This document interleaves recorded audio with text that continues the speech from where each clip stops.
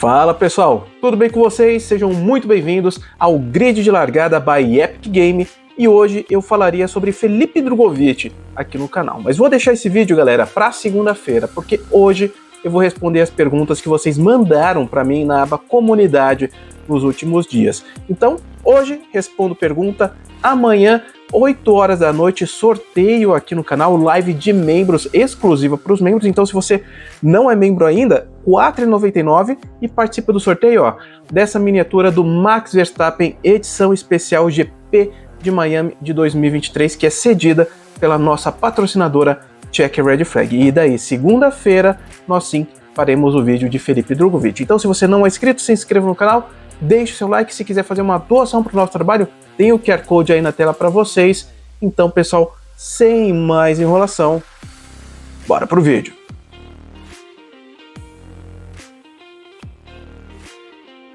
Muito bem, pessoal, vamos começar aqui com a pergunta do Rafael Oliveira. Ele faz uma pergunta referente ao jogo F1 Manager 2024, da Frontier, empresa britânica.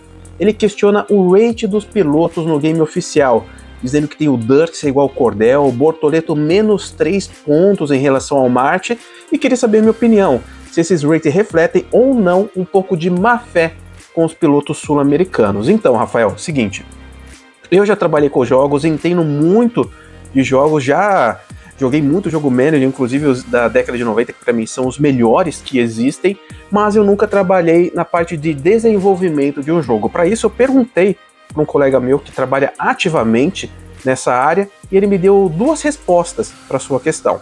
A primeira é a questão dos dados, eles podem ser datados, as informações que os desenvolvedores têm de cada piloto não necessariamente são de agora, do rendimento atual deles. Pode ser algo do início da temporada, pode ser algo do final da temporada passada, porque eles não têm tempo de ficar atualizando constantemente essa parte, principalmente num jogo que não é desenvolvido por uma grande empresa. A gente pode ver, por exemplo, em alguns jogos de esporte, que a atualização, ok, por exemplo, acho que no FIFA é feito normalmente semana a semana, mas porque tem muito dinheiro investido. Mas em outros esportes, por exemplo, sai de mês em mês, às vezes de jogo em jogo. Por exemplo, no Football Manager, que é um jogo onde você é técnico de futebol, é só de temporada a temporada, de ano em ano, não sai atualização no meio de temporada, atualizando os stats de cada jogador. E a segunda questão, a segunda resposta que ele me deu é a questão de nivelamento do jogo. Um piloto jovem como o Bortoleto, que está no início dele na Fórmula 2, foi campeão da Fórmula 3 e tem um potencial muito grande, eles podem colocar ali no potencial um valor muito alto para ele. E para os outros pilotos que não têm um potencial tão grande, que fica menor, daí para compensar eles colocam um rendimento maior. Isso tudo, juntando todos os dados, afeta a estatística final. E esse overall dos pilotos não necessariamente reflete se ele é o melhor ou não. Muitas vezes um piloto pode ser mais rápido que o outro, realizar mais ultrapassagem, mas ser muito ruim em defesa. Enquanto esse outro pode ser muito bom em defesa e razoavelmente bom nesses dois outros aspectos e, no geral, sendo overall melhor que aquele outro piloto. Então, como a gente pode ver, os dados estão tudo muito pertos ali no jogo da Frontier. Então, pode ser essa questão. Mas o que eu acho realmente é que a Frontier não desenvolveu bem esses jogos do F1 Manager. Para mim eles são muito ruins e eu recomendo para quem quer jogar um jogo decente, Manager de Fórmula 1, compre o Openwheel Manager 2. Para mim, dos mais recentes, é o melhor jogo Manager de automobilismo. Pergunta de Espantalho 7. As equipes das categorias de base conseguem obter lucro com sua operação? Sim e não, Espantalho, eu explico por quê. Equipes como Prema, Arte, que tem equipe em várias categorias, Prema, por exemplo, tem na Fórmula 2, Fórmula 3, Freca, Fórmula 4 italiana, essas sim conseguem. No caso da Prema, consegue obter um lucro muito grande. Mas a gente vê outras equipes pequenas, por exemplo, equipes que só tem em Fórmula 4 ou só tem em Freca, elas dificilmente têm algum lucro, normalmente conseguem se pagar, claro. O dono da equipe consegue ter algo para ele, mas a gente pode ver muitas equipes com o tempo elas acabam ou falindo ou vendendo as suas instalações. Isso porque o lucro não é grande o suficiente para elas. Elas funcionam como uma empresa qualquer. Algumas têm sucesso e outras não. Mister Valério Igor, a Fórmula 4 brasileira tendo pilotos estrangeiros pode ser benéfico para a categoria?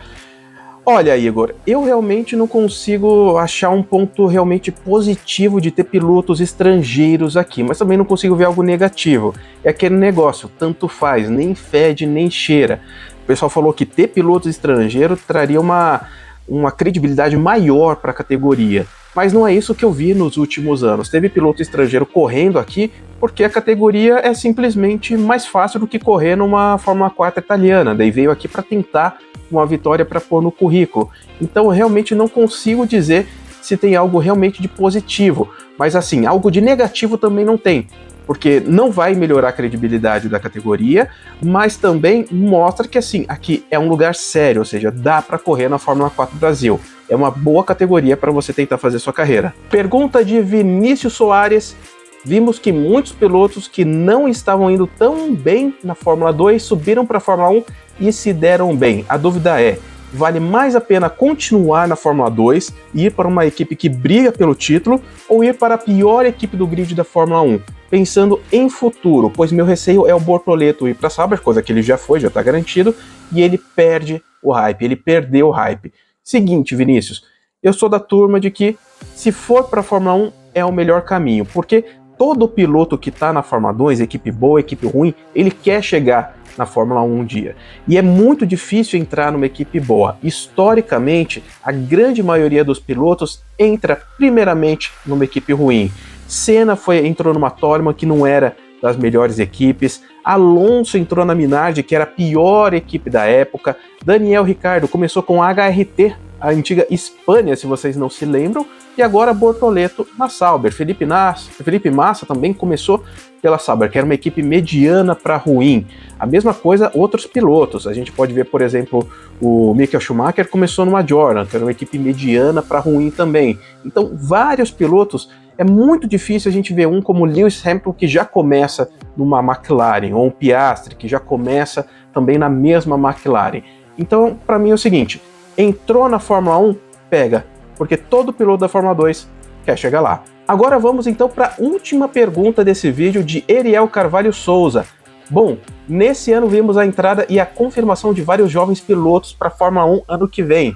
Na sua opinião, quais outros pilotos da Fórmula 1 atual deveriam dar lugar a pilotos jovens na próxima temporada e não somente isso? Quais pilotos das categorias de base poderiam assumir os lugares desses pilotos já veteranos? Então, basicamente, o que ele perguntou para mim, pessoal, foi quais pilotos da Fórmula 1 atual deveriam sair, né, os veteranos, ou mesmo não veteranos, pilotos que estão indo mal, e quais pilotos das categorias de base, Fórmula 2, eu colocaria no lugar desses pilotos que não estão rendendo na Fórmula 1. Então vou colocar 3 nomes de cada lado. Primeiro, Fórmula 1, para quem deve sair, para quem eu acho que deve sair da categoria em breve, pelo menos. Os 3 pilotos são Lewis Hamilton, para mim já fez hora extra, Lance Stroll, para mim é o piloto morto-vivo, já morreu e aí não sabe que tá morto, continua bancando vivo ali no meio, não é mais piloto, já deveria sair. E o terceiro, Fernando Alonso, porque para mim ele só tá tendo um bom rendimento porque o companheiro dele, o Lance Stroll, é muito ruim. Eu acho que se colocar um Drogovic ou qualquer outro jovem piloto no lugar do Lance Stroll, no caso, ele vai bater o Fernando Alonso e vai mostrar o rendimento real do piloto espanhol. Isso a gente vê com outros pilotos. A gente viu, por exemplo, a troca ali do Sargent pelo Colapinto, do Ricciardo pelo Leon Lawson, e os companheiros deles que antes estavam indo bem, sendo muito elogiados, inclusive nessa temporada, começaram a errar, começaram a perder, né, rendimento. Então, é aquele negócio, quando o seu colega é fraco, você não se esforça tanto. Quando ele começa a te apertar, aí você começa a ter que arriscar mais, pilotar mais, e isso é suscetível a erros. Então, eu acho que aconteceria a mesma coisa com o Fernando Alonso. E os 3 pilotos que eu colocaria no lugar desses outros 3 seriam, obviamente, o Bortoleto. Não, o Bortoleto não, porque ele já está na Fórmula 1. Então, vou colocar aqui 3 pilotos que ainda não chegaram na Fórmula 1, tá, pessoal? Então, vou colocar aqui, eu colocaria o Victor Martins, que para mim é um piloto muito bom.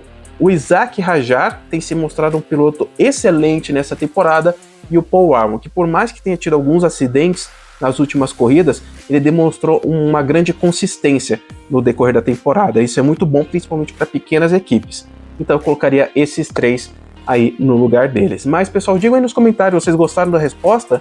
Teriam outra resposta para as perguntas que eu recebi? Digam aí nos comentários. Lembrando que se você quiser apoiar os pilotos brasileiros da base, então venha com a gente. Se posicione você também no grid de largada. E parabéns, Emo Fittipaldi, que venceu sua primeira corrida nesse final de semana. Valeu, garoto, parabéns. E é isso, pessoal. Tamo junto e até mais.